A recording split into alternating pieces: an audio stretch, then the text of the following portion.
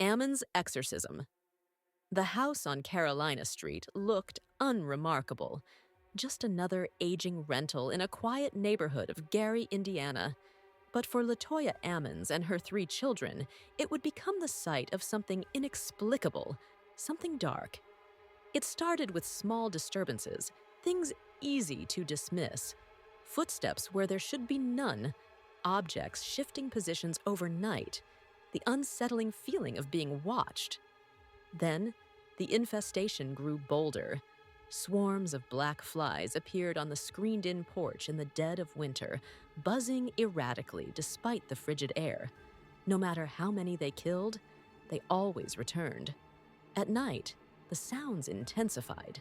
Heavy thuds echoed through the walls, whispers slithered through the air vents, and doors creaked open on their own. The children, especially the youngest, became affected. He spoke of an imaginary friend, a tall, shadowy figure that stood in the corners of rooms, watching. Sometimes he spoke to it, his voice low and reverent. Sleep became a luxury as unseen hands yanked at blankets. Cold fingers brushed against their skin, and the oppressive atmosphere in the house thickened. Then came the possession. The children's behavior grew erratic. They hissed and growled, their voices unnatural, their eyes vacant. The youngest was found levitating above his bed, his body rigid, his mouth twisted in silent agony. Terrified, Latoya turned to the church for help. The priest who came to bless the house left disturbed, whispering prayers as he backed away.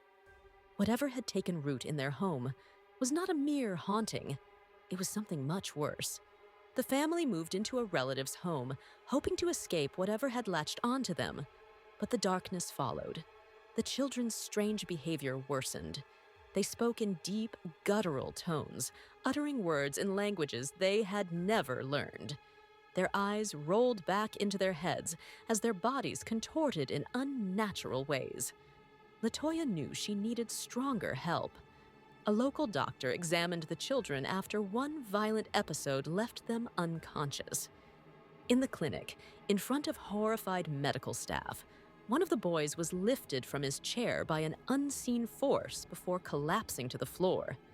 Another son bared his teeth and growled, his strength inexplicably beyond that of a child his age. The Department of Child Services intervened, removing the children from Latoya's custody, believing that abuse or mental illness might be responsible. But no medical explanation sufficed.